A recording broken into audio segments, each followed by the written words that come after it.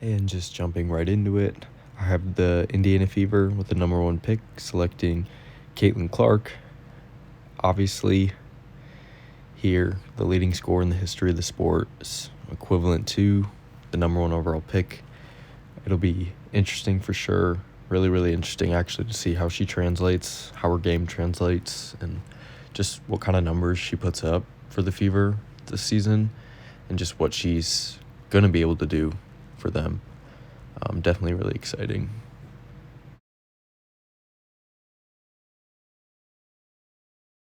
With the number 2 pick, I have the LA Sparks drafting Cameron Brink out of Stanford. Brink is almost a lock at this spot because of her potential, with her height and being a post player and having the ability to shoot from 3 pretty well, very well actually, makes her a really good prospect. Just took Defensive Player of the Year honors, holds numerous records for blocks and rebounds. Her only main flaw that sticks out at this point would be her fouling issue and maybe lack of strength. In the W, though, the foul out number goes up 1, and I think she'll need to add some strength, just like every player, really. A power forward that plays really good D, runs the floor almost like a guard, and can score from all 3 levels is really hard to pass up on. She's no Brianna Stewart by any means, but I think of her when it comes to comparisons. There aren't many players with the type of skill set and athleticism like Brink.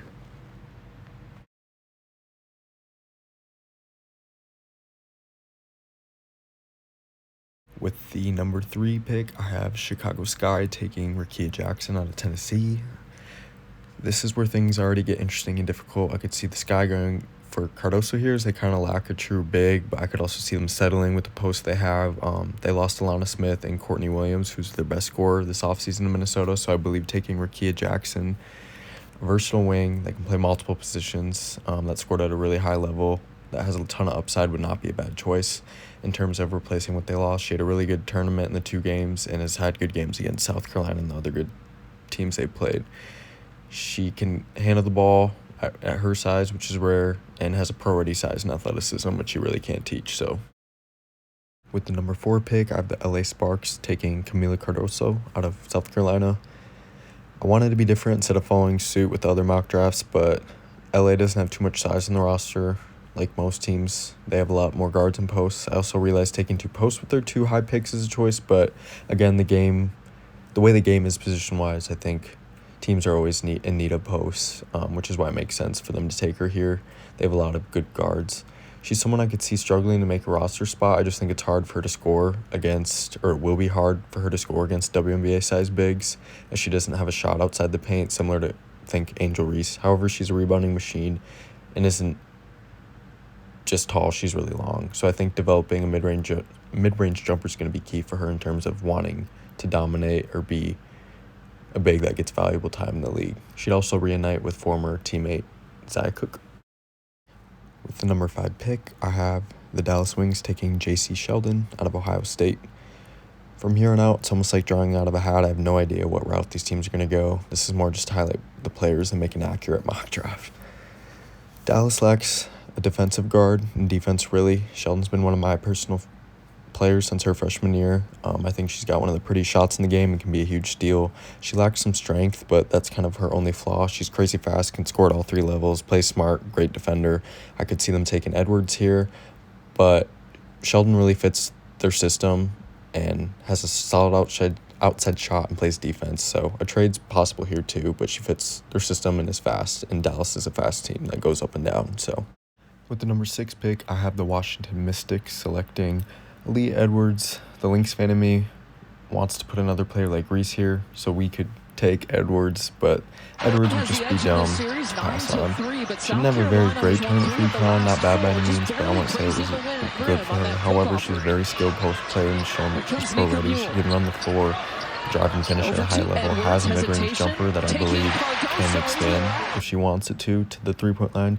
There's really nothing she does poorly. She's versatile, efficient, athletic, works hard. The Mystics can get her at number 6. That'd be a huge win for them following a pretty chaotic offseason. She could rise to a lottery pick or fall to the 7 or 8 spot.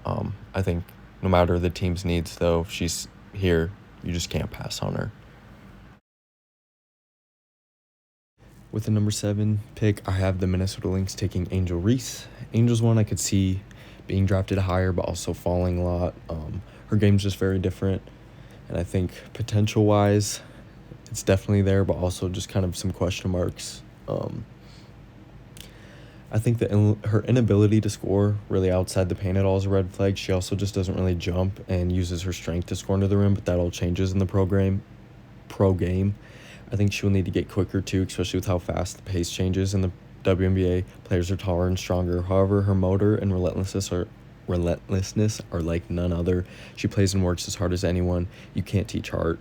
I think her desire to get better is a huge green flag in the game. She's one of the best rebounders, probably the best in this draft class, and is a good rim protector and passer out of the post. The Lynx aren't in need of any position in particular, but I'd love to have Reese's rebounding ability down low for my team. If Sheldon or Edwards fall here, I'll be very happy as well. I've seen a few comments about Reese not fitting with the fan base or culture or whatever, and I strongly disagree. I think in terms of development, Minnesota's arguably the best when it comes to rookies, especially think Nafisa Collier or Crystal Dangerfield. I think that's very intriguing for a player like Reese that has a lot of work to do on her game-wise, but she has the great physical attributes. I think this could be a really, really good fit. With the number 8 pick, I have the Chicago Sky selecting Naidu Poch. Not sure specifically how to pronounce that. The Sky arguably have the worst future outlook of any team, in part because they owe the Wings a first-round pick next year, which means they'll certainly lose out on a lottery pick. This adds further incentive for them to take a swing on their pick. Poch is a 19-year-old Australian with intriguing athleticism and versatility, particularly on the defensive end. She'd be a long-term project, but the Sky have the time to let her develop. For these overseas players, I've taken the information given on their draft profile. Some of the elements about her game is the combination of length and athleticism. I definitely think if there's a team to take a chance on her, it's definitely Chicago here. With the number 9 pick, I have the Dallas Wings selecting Daisha Fair out of Syracuse. Again, there are questions about what the Wings will do here with their second selection, given the roster and salary cap crunch. Will they actually bring first-round picks into training camp? I'd be shocked if Fair ends up at Dallas. I really just like her game, though, and think she'll be a steal despite her small size. She's an all-time leading scorer in the game, played at a really high level this season. I also look at someone like Ari McDonald, who's gotten valuable time in the league as a really small guard, and think Fair with her elite scoring ability is first-round material. I just don't know which team will take her. Possibly a team like Dallas that has multiple picks and Fair who fits their system overall. I also just don't know if they'd take two similar-ish players and Sheldon and Fair that are kind of undersized. Again, who knows what they'll do, not just as far as who they draft, but if they draft or decide to trade. I also have yet to see Fair in any other mock draft first round, but the recent one ESPN just came out with had her in there, so we'll see.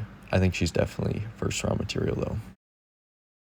With the number 10 pick, I have the Connecticut Sun drafting Alyssa Peely out of Utah. The Sun desperately needs some shooting help, and one player who could fill that role is Peely. There are real questions about how she'll fare in the pros as an undersized forward because she's an interesting player with her build and size, but there's no debate about her shot and ability to score, especially at the college level. She averaged more than 20 points per game, 6 rebounds, shot at a good rate from 3, field goal, and the free throw line. All in all, her physicality and consistent scoring ability mixed with her understanding and control makes her a nightmare for opposing defenders. I wonder what her game will look like in the W, though. Translating, she'll make an impact, though, at whatever team drafts her and will prove to be an asset in their system. Osborne or another player could fall here, too. With the number 11 pick in the first round, I have the New York Liberty taking Celeste Taylor here. Taylor's a 5'11 senior guard from New York, a former ACC Player of the Year. Averaged 10, 4, and 4, and shot 40 from the field as a wing. She's an average offensive spacer because she isn't a great shooter, but definitely can knock it down from 3. She's a good finisher. Maybe we'll need to work more on trying to get to the rim than settling for jumpers, although she can hit there as well. She's a really good defender, would be a perfect spark off the bench, play that type of role her first few years. I think in terms of where New York is at with a stacked roster and veterans, she's a perfect fit for them to draft here or to take here. She's a player I don't think I saw in one single mock draft in the first round. I think her numbers aren't the highest and dropped a bit because of her being more of an all-around player on a stacked, balanced Ohio State team this season. I think she'll be one of the biggest steals in the draft. But like most of what I'm saying, it's just my opinion. I think this would be a great option for New York. With the number 12 pick, I have the Atlanta Dream taking Charisma Osborne with the last pick in the first round. I originally had Holmes here, but just recently she announced she'll be getting knee surgery and won't be available in the first season. I think most people talk about how Atlanta needs to go for a post, but I think Osborne fits well under head coach Tanisha Wright and is an undersized player, especially for a player that isn't a true point guard, but she can hit from three well and play scrappy, good defense. Nika Mule could also be an option here, or a post player like Jessica Carter. There just aren't many left other than the injured Holmes and injured Kitley. But Osborne would definitely fit Atlanta's system, I think. The 13th pick, first pick of the second round, I have the Sky taking Isabel Borlas out of Australia. She's a point guard that kind of struggles from three. 3-point shooting isn't a big part of her game, but she's very physical and does a good job passing and getting to the rim, creating shots. I think her and Pooch from Australia are definitely two intriguing players that a lot of mock drafts have in that first round. So it'll be interesting to see where she falls. But I think, again, Chicago could take a risk with her and take a chance. Again, I think out of all teams, they're the team that has the ability to take chances and go for these overseas players that you never know how any player's going to translate, but especially these overseas players, especially because they don't get to play in that first year too. But definitely a very intriguing guard, and for a Chicago team that's in rebuild mode and based off past year's draft choices, I could see them taking a chance on this Aussie. With the 14th pick, I have the Seattle Storm drafting Elizabeth Kitley. No first-round picks for Seattle. They're probably not expecting to do much with this pick anyways, so what better pick situation for them to take than Kitley, a previous top 5 pick before her injury. Kind of a perfect scenario if she falls here for them. Probably the most interesting player in the draft due to her recent ACL tear as far as where she'll go. Want to say she won't be taken too high, but last year Washington drafted a player who tore her ACL recently and isn't at Kitley's level, I don't think. So it'll be interesting. She scored nearly 30 in every game, I felt like. Is 6'6", automatic for mid-range. She doesn't really have a post game down low, but her game is a lot more just mid-range, but definitely a favorite player of mine, and I think will be a good pick in the long run. With the 15th pick, I have the Indiana Fevers taking Mackenzie Holmes from Indiana. Similar to Celeste Taylor, Holmes is a very underrated prospect. I've watched her a lot of times. She's your traditional back-to-the-basket post. She has the ability to hit the mid-range shot, which is also a key. She's physical, has a nice touch around the rim. I think a lot of teams, like I said earlier, are set on guards, so finding good post seems to be the struggle. I think for Indiana, drafting her would make a lot of sense considering she played for the Hoosiers, and although she'll be out the first year, she'll be a good player in years to come, just like Kitley.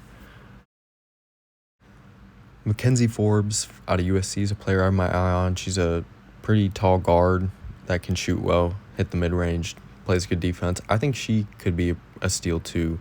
I'm interested to see where she falls. I think I could see from what I watched, especially her in the tournament, could see her having a good pro career. So expect her to be drafted too. Maybe first round, probably second round. Jazz Shelley's another prospect I really like. I think she could have a pro career. Shoots the three really well, passes really well, has a good IQ. Really liked watching her play for Nebraska this season. Nika Mule is also another player that definitely could go first round. Jessica Carter out of Mississippi State's a tall post. Also could go first round, early second round. And Sherrod out of Colorado is a fast, quick guard that I really like. So those are some other players to keep an eye on. The draft's Monday night, April 15th on ESPN, I believe, so tune in for sure. Should be really interesting. Again, I just have no idea what these teams will do. But yeah, tune in for sure. Thanks for tuning in.